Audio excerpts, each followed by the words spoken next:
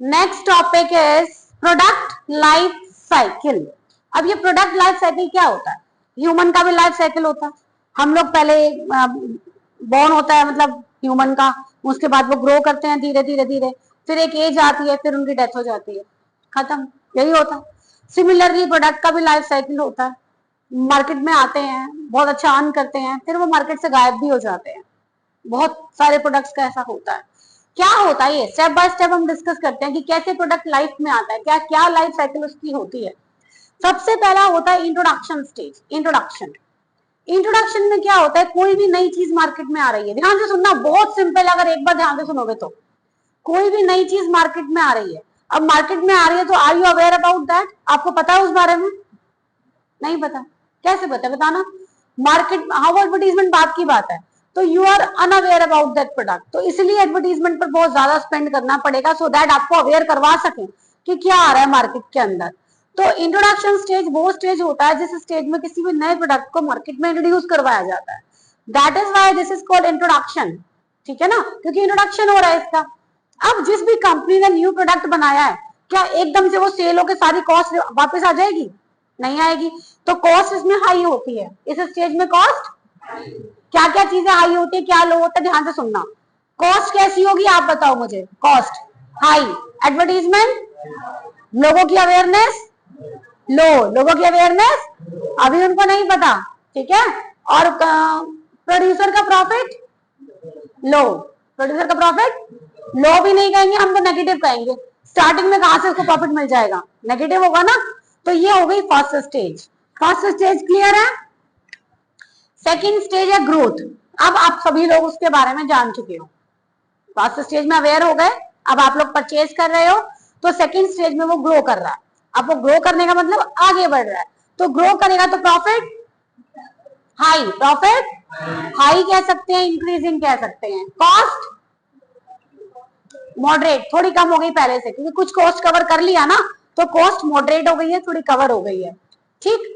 अब ग्रोथ के बाद काफी टाइम हो गया, सभी लोग पहचानने लग गए हैं, तो उसने अपना एक लेवल बना लिया, मैच्योर हो गया। वो बच्चा था ना, बड़ा हो गया, यंग हो गया, मैच्योरिटी।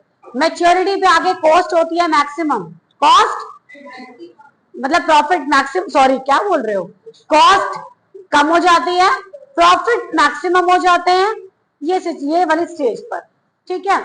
अब मैच्योरिटी के बाद क्या होता है? फिर मैच्योरिटी पर तो आ गए, मैच्योरिटी के बाद क्या होगा?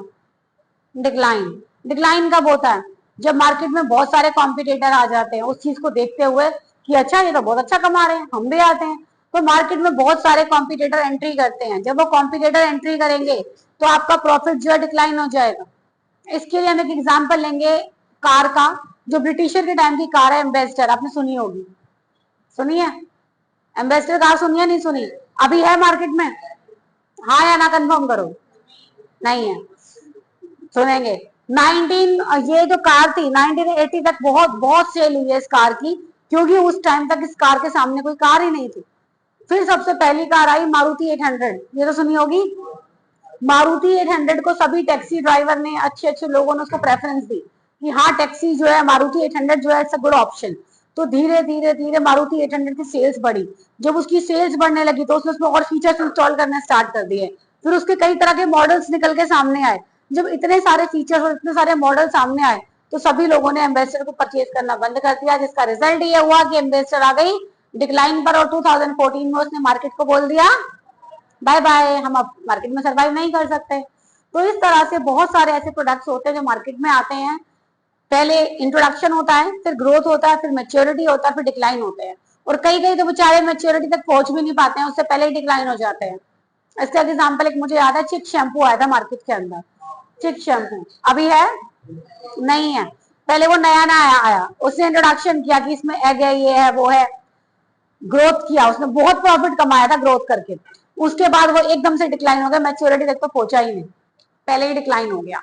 क्यों हो गया? क्योंकि मार्केट में कॉम्पिटिटर इतने सारे हैं, उसके तो डिक्लाइन तो होना ही था। और आपको पता है कि मार्केट में बहुत जल्दी कॉम्पिटिटर अराइज हो जाते हैं उस चीज के। एक और सुनेंगे, वो सेंसोडाइन वाला टूथपेस्ट याद है? क्या था वो उस टूथपेस्ट में? किस लिए? वो नहीं, नमक तो सब में है, सेंसोडाइन में सेंसिटिविटी को दूर करने के लिए था ना वो, कि जिनके टीथ सेंसिटिव बहुत ज्यादा सेंसिटिव होते हैं उनके लिए, ताकि किसी को ठंडा लगता है, किसी को गर्म लगता है। जब मार्केट में वो टूथपेस्ट आया तो उसमें वो क्या था, इंट्रोडक्शन स्टेज में आया, बिल्कुल नया था, लोगों को अवेयर करवाया कि आपको ये प्रॉब्लम है, आप इसे यूज कीजिए। उसके बाद उसने ग्रोथ किया, क्योंकि ये प्रॉब्लम बहुत कॉमन थी, हर किसी को थी, ग्रोथ किया। उसके बाद जब वो मैच्योरिटी पर पहुंचा, इतने में कोलगेट ने भी निकाल दिया सेम, और सभी टूथपेस्ट ने उसको कॉपी कर लिया, सब्स्टिट्यूट उसके आ गए मार्केट में। जब कॉम्पिटिटर मार्केट में अराइज हो जाते हैं तो उसकी क्या हो जाती है, डिक्लाइन। अब देखो पतंजलि है, कितने सारे टूथपेस्ट मार्केट के अंदर आ गए हैं। अगर मैं कहूँ कोलगेट आज मैच्योरिटी पर है, कोलगेट डिक्लाइन पर चल रहा है। कितने लोगों के घर में कोलगेट है, रेज देयर हैंड्स प्लीज। 1 2 3 4 5 6 7, बस 7 के घर में कोलगेट है। एक टाइम ऐसा था कि 40 में से 40 के घर कोलगेट हुआ करता था। अब क्या हो गया, अब कॉम्पिटेटर्स आ गए हैं उसके, इसलिए वो बेचारे प्रॉफिट कम अर्न कर रहे हैं। Got it.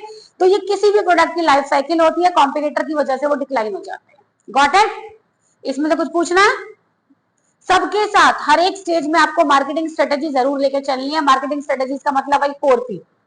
ठीक है, ये बार बार मैं नहीं बताऊंगी, ये आप खुद करेंगे। प्रोडक्ट, प्राइस, प्रमोशन, प्लेस, सबके साथ चारों स्टेजेस में क्या रहा होगा इनके साथ। Got it.